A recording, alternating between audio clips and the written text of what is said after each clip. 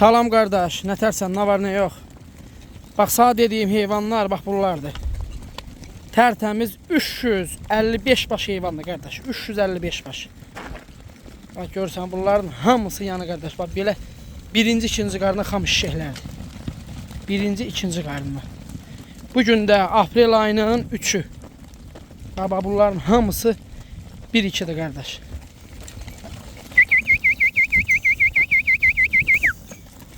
İnşallah olsun da görsen ne heyvanlardı.